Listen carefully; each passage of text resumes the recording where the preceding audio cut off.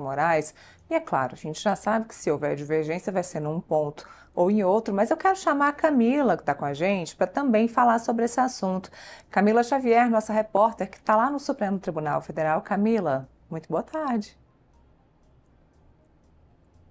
Boa tarde, Neila. Boa tarde, Andresa. Olha, falamos aqui agora há pouco sobre a possibilidade de algum dos ministros divergirem do relator Alexandre de Moraes no julgamento da suposta trama do golpe. E a gente sabe que você tem apuração, né, de dados de quantas vezes, digamos assim, o ministro Alexandre de Moraes acabou ganhando dentro da primeira turma as ações, as pautas em que ele é relator. Conta pra gente.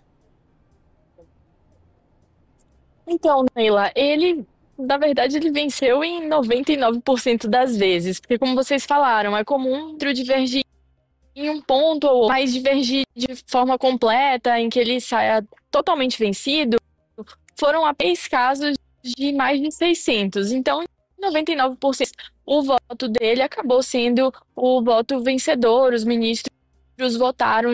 Tem um detalhe importante, essas informações que o STF tem uma plataforma que se chama Corte Aberta, eles têm dados sobre diversos processos, vários dados sobre esses processos, tanto da primeira turma quanto lá, eles, assim, processos em que ele foi vencido e em outros também em que ele ia com alguma divergência pontual, o ministro que mais divergia dele era o ministro Marco, que fazia parte também da primeira turma e que do STF.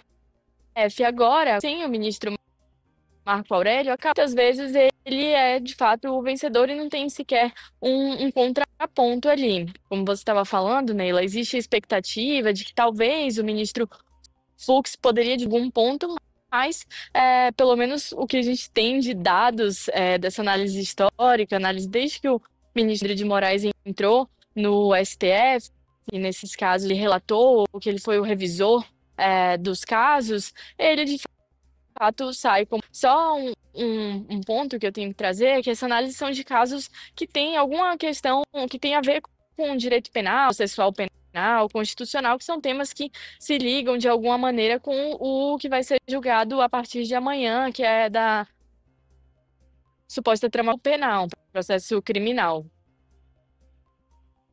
Bom, Não perde nenhuma, né? O Alexandre de Moraes é um número bastante alto aí das decisões, né?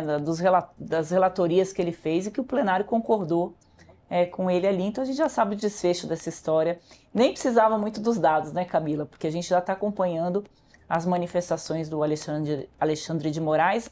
O que todo mundo quer saber agora, qual vai ser o tamanho da pena? Porque a gente está falando de um processo, existem outros processos referentes ao Jair Bolsonaro e a familiares dele também, mas nesse caso, né, a gente está falando do inquérito-mãe, digamos assim, que é a trama golpistas, que depois os outros vão se somar às penas que certamente o Supremo vai condenar o ex-presidente Jair Bolsonaro. e teve